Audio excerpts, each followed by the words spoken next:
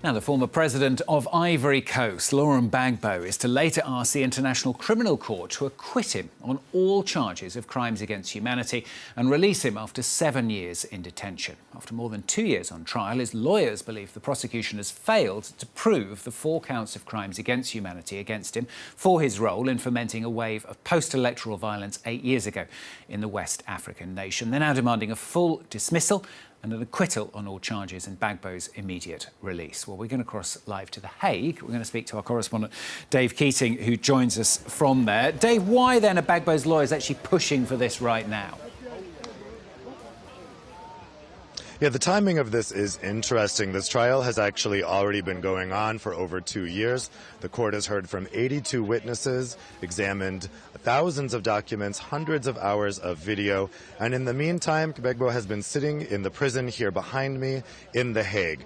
Now, as you can see, his supporters have come up to show their support for him. They've come all the way up from Cote. They're going to be here all week while these deliberations go on. Now, why are his lawyers asking for this acquittal now, even though the trial has already been going on for so long?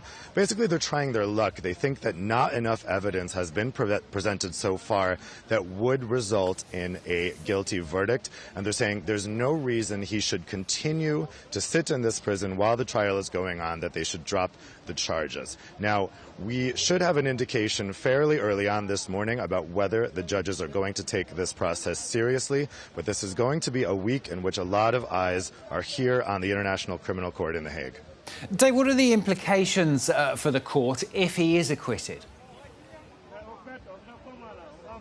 So if he was acquitted, it would follow some very high-profile acquittals of Kenyans accused of similar post-election violence, the same type of violence or similar violence to what is alleged here in Cote d'Ivoire.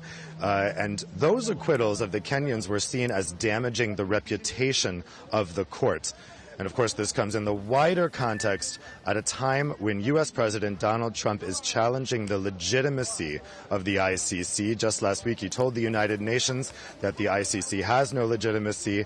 Now, that's in response to some war crimes allegations against U.S. soldiers, the possible bringing of charges against those soldiers in Afghanistan. So nothing specifically to do with this trial. But if an acquittal does happen in this case, it's going to be seen by many as something that's damaging the reputation of the court at a time when the court can least afford it.